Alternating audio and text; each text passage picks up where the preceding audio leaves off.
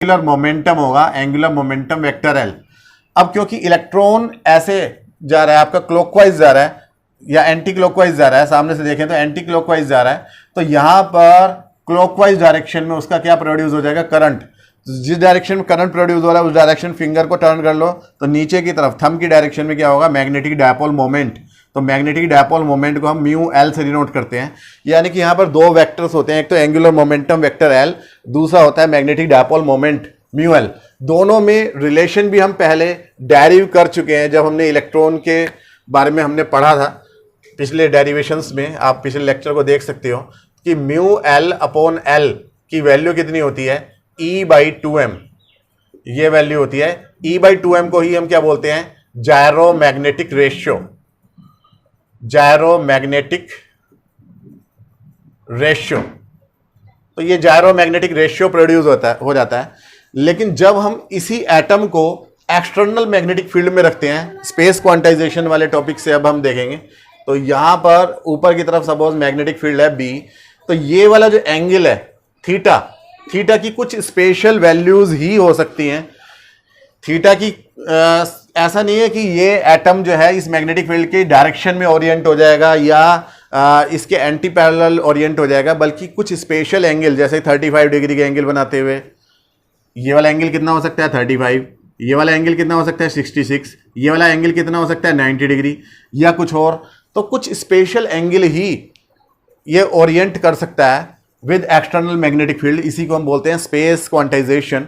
वो भी हम पहले डिस्कस कर चुके हैं, उसे भी आप देख लें। तो स्पेस क्वांटाइजेशन के अकॉर्डिंग अगर हम देखें तो यहाँ पर एंगुलर मोमेंटम जो L है उसका अगर हम एक कंपोनेंट देखें in the direction of magnetic field तो इसे बोलते हैं LZ। तो LZ जो होता है वो भी अपने आप में क्वांटाइज्ड होता है और उसकी वैल्यू होती है mLh/2π। तो ये इक्वेशंस का हम यूज कर लेंगे जहां पे हमें जरूरत पड़ेगी। तो यहां पर LZ जो है वो कुछ फिक्स्ड वैल्यूज ही होती हैं, जहां ml क्या है, मैग्नेटिक क्वांटम नंबर है, और ml की वैल्यू अच्छा, और एंगुलर मोमेंटम L जो होता है वो खुद जो है वो क्वांटाइज्ड होता है अकॉर्डिंग टू √L+1 h/2π। जहां पर भी क्वांटाइज्ड वर्ड आ रहा है इसका मतलब यह है कि उसकी कुछ स्पेशल वैल्यूज ही हो सकती हैं, अपने आप एनी वैल्यू नहीं हो सकती है। तो यहां पर ml की वैल्यू, ml जो होता है वो कहां से कहां तक होता है, -L2 + L तक हो सकता है। अब यहां पर जब हमने लामर फ्रीक्वेंसी की थी, लामर प्रिसीजन किया था, तो हमने क्या देखा था कि एक्सटर्नल मैग्नेटिक फील्ड के साथ में, सपोज ये एक्सटर्नल मैग्नेटिक फील्ड है, ये एंगुलर मोमेंटम है किसी एटम का, किसी इलेक्ट्रॉन का जो ऑर्बिट कर रहा है, तो ये साथ साथ इस मैग्नेटिक फील्ड के चारों तरफ प्रिसीजन करता है। इस तरीके से ये प्रिसीजन करता है अपनी एक्सिस के साथ में, अपनी एक्सिस पे तो यूं घूम ही रहा है इलेक्ट्रॉन, साथ साथ मतलब ये ऑर्बिट तो कर ही रहा है, साथ ही साथ जैसे लट्टू पूरा जो है एक ही जगह पर इस तरीके से घूमता है, प्रिसीजन करता है, तो ये प्रिसीजन भी करता है। तो ये प्रिसीजन का एंगल ही यहाँ पर क्या है, थीटा है। तो जो प्रिसीजन की जो फ्रीक्वेंसी होती है वो होती है ओमेगा, और जो प्रिसीजन की जो फ्रीक्वेंसी है उसका फॉर्मूला क्या है, लामर फ्रीक्वेंसी से बोलते हैं। तो लामर फ्रीक्वेंसी का यूज हम करने वाले हैं। Larmor frequency omega is equal to होती है μL/L × B, यानी कि ओमेगा इजिकल टू होता है μL/L की जगह हम रख देंगे E/2m × B। ये लामर फ्रीक्वेंसी होती है। तो लामर फ्रीक्वेंसी के अकॉर्डिंग ये जो है इलेक्ट्रॉन यहाँ पे प्रिसीजन कर रहा है। अब क्योंकि इसके डिफरेंट LZ है, डिफरेंट ओरिएंटेशंस हैं विद एक्सटर्नल मैग्नेटिक फील्ड, तो यहां पर इसकी जो डिफरेंट ओरिएंटेशंस है उसकी अलग अलग एनर्जी भी होगी। मान लिया जो है एटम का एक लेवल है, उससे कुछ ऊपर या कुछ नीचे अलग अलग एनर्जी के लेवल्स होंगे और उन सबकी एनर्जी में कुछ ना कुछ डिफरेंस होगा। तो एनर्जी का जो डिफरेंस है उसे निकालने के लिए हम देखेंगे एनर्जी का फॉर्मूला क्या होता है। एनर्जी का फॉर्मूला होता है in terms of omega, omega LZ। तो LZ की वैल्यू हम यहाँ से रख सकते हैं, ओमेगा की वैल्यू यहाँ से रख सकते हैं। दोनों वैल्यूज जब हम रखेंगे तो E इजिकल टू कितना आ जाएगा, ओमेगा की जगह कितना है E/2m × B, B को बाद में लिख लेते हैं, और LZ की जगह पे है mLh/2π, h/2π, ml को हमने यहाँ लिख लिया। तो EH/4πm, 2 × 2 कितना हो जाएगा 4πm, E इजिकल टू हो जाएगा EH/4πm into M L into B. अब एम एल की वैल्यूज जो हैं वो अलग अलग हो सकती हैं, तो यानी कि ऑर्बिट्स की एनर्जी भी क्या होंगी, अलग अलग होंगी। एनर्जी लेवल्स की एनर्जी ई भी क्या होगी, डिफरेंट होंगी। एम एल की वैल्यू -L से +L तक हो सकती है, तो ई की भी वैल्यू -L to +L हो सकती है। यहाँ पर अगर हम अब स्पेक्ट्रम को देखें कैसे मिलेगा, तो पहले से आप नोट कर लें, फिर मैं इसे रफ करने जा रहा हूँ।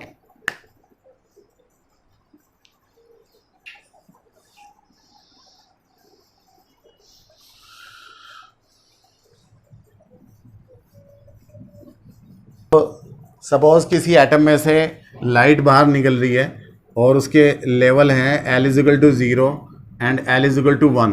कोई इलेक्ट्रॉन L = 1 से 0 में जंप करता है तो उसे एक स्पेक्ट्रल लाइन मिलती है जिसकी फ्रिक्वेंसी कितनी होती है, μ0। अब अगर हमने इसे मैग्नेटिक फील्ड में रख दिया, ये तो बिना मैग्नेटिक फील्ड के थे, no magnetic field, no magnetic field.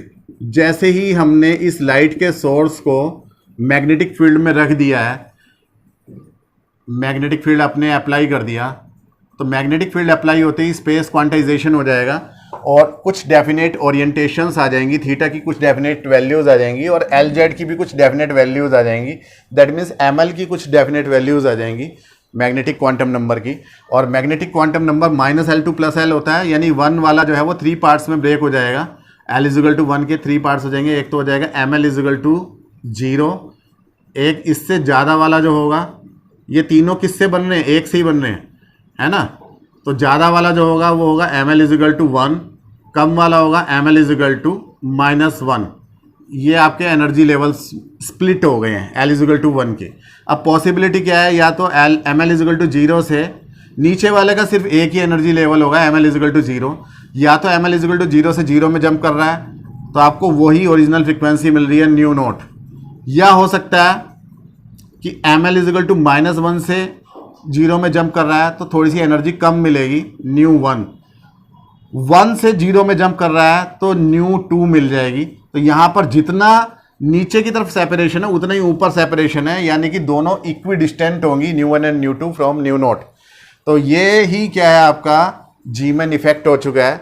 अब इसमें कितनी डिफरेंस आएगा, उस डिफरेंस को निकालने के लिए आप देखो एनर्जी पता चल चुकी है, हर एक लेवल की हमें एनर्जी पता चल चुकी है।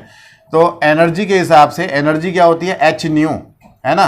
तो अगर हम डेल्टा ई बात करें तो delta E = h delta nu, तो डेल्टा न्यू = होगा डेल्टा ई और अपॉन h, यानी इसमें अगर हम h से डिवाइड कर दें तो हमारे को एनर्जी का डिफरेंस पता चलता चला जाएगा।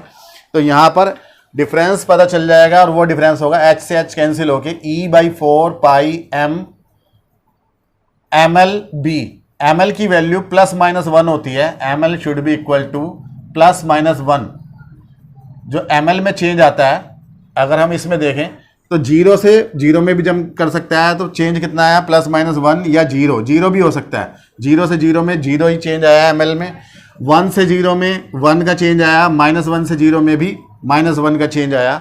ऐसे आप और दूसरे बड़े एटम्स के लिए या L की बड़ी वैल्यूज़ के लिए आप कैलकुलेट कर सकते हो। तो सिर्फ +-1 ही हो सकता है इनका डिफरेंस। तो +-1 की वजह से इसकी 3 वैल्यूज़ ही हो सकती हैं डेल्टा न्यू की, या तो डेल्टा न्यू 0 होगी, या E/4 pi m into B कम होगी, या E/4 pi m into B ज़्यादा होगी।